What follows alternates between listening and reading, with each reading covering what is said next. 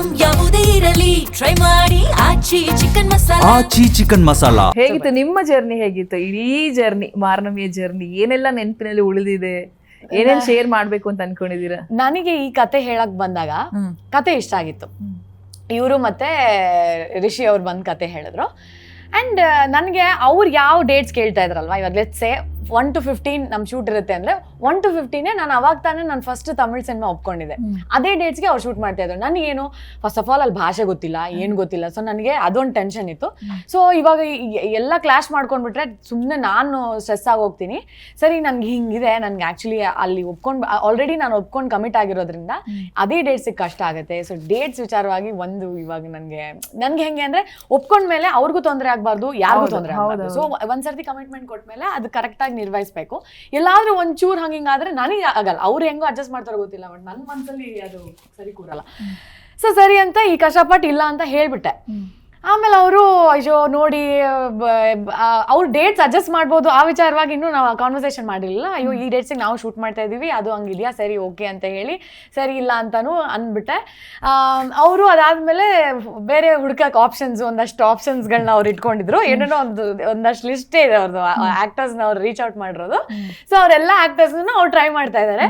And ನಾನು ಇಲ್ಲ ಅಂತ ಹೇಳ್ಬಿಟ್ನಲ್ಲ, ಇವಾಗ ನನಗೊಂದು ಒಂಥರ ಅಟ್ಲೀಸ್ಟ್ ಬೇರೆ ಯಾರಾದರೂ ಸಿಗಲಿ ಅಂತ ಹೇಳ್ಬಿಟ್ಟು ನಾನು ರಿಷಿಗೆ ಹಂಗೂ ಹೇಳ್ದೆ, ಸಿಕ್ಕಿಲ್ಲ ಅಂದ್ರೆ ಏನ್ ಮಾಡಿ, ಒಂದು ಪೋಸ್ಟರ್ ಅಟ್ಲೀಸ್ಟ್ ಮಾಡಿ ಆಡಿಷನ್ ಕಾಲ್ ತರ ಅದನ್ನ ನಾನು ಶೇರ್ ಮಾಡ್ತೀನಿ. ಆಕ್ಟ್ರೆಸ್ ಬೇಕಾಗಿದ್ದಾರೆ ಅಂತ ಹಾಕಿದಾಗ ಆಡಿಷನ್ಗಾದ್ರೂ ಬರ್ತಾರಲ್ಲ, ನಾನು ಶೇರ್ ಮಾಡ್ತೀನಿ. ಬೇಕಾದ್ರೆ ನನ್ನ ಕಾಂಟ್ಯಾಕ್ಟ್ಸ್ ಅಲ್ಲಿ ಇರೋರು ಬಂದ್ರೆ ಇವಾಗ ನನ್ನ ಸ್ಟೋರಿ ನೋಡ್ಬಿಟ್ಟು ಬರೋರು ಬರ್ಲಿ ಅಂತ ಹೇಳಿ ಅವ್ರು ಆ ಪೋಸ್ಟರ್ ಕೊಟ್ಟಾಗ ನಾನು ಶೇರ್ ಮಾಡ್ದೆ ಹಾಕ್ದೆ. ಅದಾದ್ಮೇಲೆ ಒಂದಷ್ಟು ದಿನ ಆಯ್ತು, ಹಂಗೆ ಒಂದು ತಿಂಗಳು 2 ತಿಂಗಳು ನಂಗೆ ಕಳೀತಾ. ಸೊ ಅದಾದ್ಮೇಲೆ ಮತ್ತೆ ಯಾವುದೋ ಒಂದು ಇವೆಂಟ್ನಲ್ಲಿ ನಾನು ಚರಣ್ ರಾಜ್ ಅವ್ರನ್ನ ಮೀಟ್ ಮಾಡಿದೆ. ಸೊ ಅವ್ರು ಹಂಗೆ ಹೇಳ್ತೀನಿ, ನೀವೇನು ಮಾಡ್ತಾ ಇದ್ದೀರಾ, ನಾನು ಹಂಗೆ ಡಿಸ್ಕಸ್ ಮಾಡ್ಬೇಕಾದ್ರೆ ಚರಣ್ ಅವರು ಅವಾಗ ನಾನು ಮಾರ್ನಮಿ ಅಂತ ಒಂದು ಸಿನಿಮಾ ಒಪ್ಕೊಂಡಿದ್ದೀನಿ, ಚೆನ್ನಾಗಿದೆ, ನಿಮ್ಮನ್ನು ಅಪ್ರೋಚ್ ಮಾಡಿದ್ರಂತಲ್ಲ ಅವರು ಅಂತ ಹೇಳಿ. ಹೌದು, ಬಟ್ ಡೇಟ್ಸ್ ಆಗಲಿಲ್ಲ ಚರಣ್, ಅದಕ್ಕೆ ಇಲ್ಲ ಅಂದ್ಬಿಟ್ಟೆ. ಅಯ್ಯೋ ಅದು ನೀವು ಮಾಡಿದ್ರೆ ಚೆನ್ನಾಗಿರ್ತಿತ್ತು, ಚೆನ್ನಾಗಿದೆ ಕತೆ ಅಂತ ಅವ್ರು ಅವತ್ತು ಹೇಳಿದ್ರು. ಮತ್ತೆ ತಿರ್ಗಾ ಮತ್ತೆ ಬಂತು. ಬಿಕಾಸ್ ರಿಷಿ ಅವಾಗ ಫಾಲೋ ಮಾಡೋರು, ಮೇಡಮ್ ನೋಡಿ ಏನಾದ್ರು ಆಗುತ್ತಾ ಅಂತ. ನಾನು ರಿಷಿ ಹಿಂಗಿದೆ ಅಂತ ಹಂಗೆ ಆಗ್ತಿದ್ದು. ದೆನ್ ಇವರು ಚರಣ್ ಹಂಗೆ ಹೇಳಿದ್ಮೇಲೆ ಮತ್ತೆ ನಾನು ಏನು ಎಲ್ಲ ಸುತ್ತಿ ಬಳಸಿ ಬರ್ತಾ ಇದೆಯಲ್ಲ ಈ ಹೆಸರು. ಬಿಕಾಸ್ ಸಿನಿಮಾ ಇವ್ರು ನನ್ನ ಅಪ್ರೋಚ್ ಮಾಡೋಕ್ಕೂ ಮುಂಚೆನೆ ನಮ್ಮ ಸಿನಿಮಾ ಎಡಿಟರ್ ಪ್ರತೀಕ್ ಅಂತ ಅವ್ರು ನನಗೆ, ನಾನು ಒಂದು ಕತೆ ಕೇಳಿದ್ದೀನಿ, ಅದು ಅವ್ರು ನೀವೇ ಅನ್ಕೊಂಡಿದ್ದಾರೆ, ಸೊ ಕೇಳಿ ಒಂದ್ಸರ್ತಿ ಚೆನ್ನಾಗಿದೆ ಅಂತ ಅವಾಗ ಅವ್ರು ಹೇಳಿದ್ರು. ಅದಾದ್ಮೇಲೆ ಇವ್ರು ನನಗೆ ಸಿಕ್ಕಿದ್ರು. ಸೊ ಇದು ಎಷ್ಟು ಜನ ನನ್ಗೆ ಹಂಗೆ ಹೇಳ್ತಾ ಇದಾರಲ್ಲ, ಸರಿ ನಾನು ಕೇಳ್ಬೇಡಣ ಅನ್ಬಿಟ್ಟು ಮತ್ತೆ ಅವತ್ತು ರಾತ್ರಿನೇ ನಾನು ರಿಷಿಗೆ ಮೆಸೇಜ್ ಮಾಡಿ, ಸಿಕ್ಕ್ರ ನಿಮ್ಗೆ ಯಾರಾದ್ರೂ ಸಿಕ್ಕ್ರ? ಇಲ್ಲ ಮೇಡಮ್ ಹುಡುಕ್ತಾ ಇದೀವಿ, ಯಾಕೆ ಏನು ಅಂತ ಹೇಳಿದಾಗ, ಸರಿ ನಾಳೆ ನಾನು ಕತೆ ಕೇಳ್ತೀನಿ, ಡೇಟ್ಸ್ ಹಿಂಗಿದೆ, ನೀವು ಅಡ್ಜಸ್ಟ್ ಮಾಡ್ಕೋತೀನಿ ಅನ್ನಂಗಿದ್ರೆ ಅವ್ರಿಗೆ ಆ ಡೇಟ್ಸ್ ಈ ಡೇಟ್ಸ್ ಮ್ಯಾನೇಜ್ ಮಾಡ್ತೀನಿ ಅಂದ್ರೆ ನನ್ಗೇನಿಲ್ಲ, ನಾನು ಇನ್ನೊಂದ್ಸರ್ತಿ ಕತೆ ಕೇಳ್ತೀನಿ. ಯಾಕೆಂದ್ರೆ ಫಸ್ಟ್ ದಿನ ನನಗೆ ಕೇಳಿದಾಗ ಏನು ಅನ್ಸಿತ್ತಲ್ಲ ಅದು ಮತ್ತೆ ಅನ್ಸಿದ್ರೆ ನಾನು ಓಕೆ ಮಾಡ್ಬಿಡ್ತೀನಿ.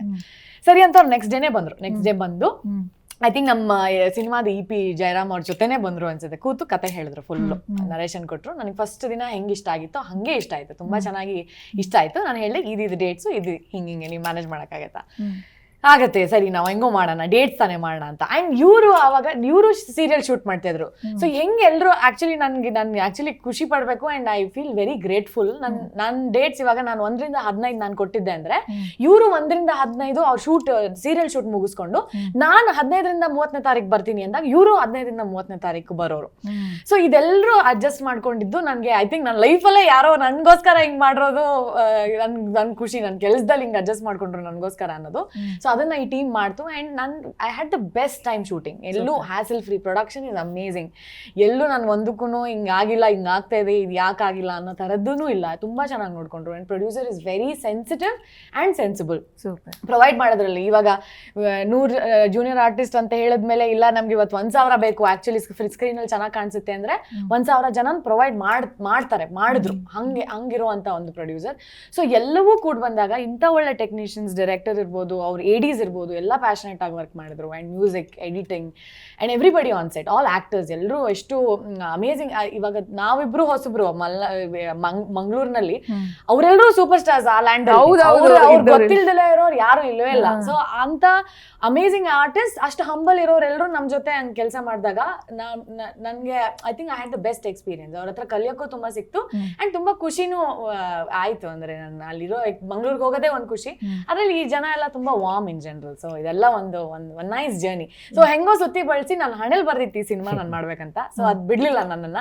ಸೊ ಕೊನೆಗೆ ನಾನು ಅಷ್ಟೇ ಶ್ರದ್ಧೆ ವಹಿಸಿ ನಾನು ಮಾಡಿದೀನಿ ಅಂತ ಅನ್ಕೊಂಡಿದೀನಿ. ಅಂಡ್ ಇವಾಗ ಅದು ನೀವುಗಳು ನೋಡ್ಬಿಟ್ಟು ಹೆಂಗಿತ್ತು ಅಂತ ಹೇಳ್ಬೇಕು. Super super.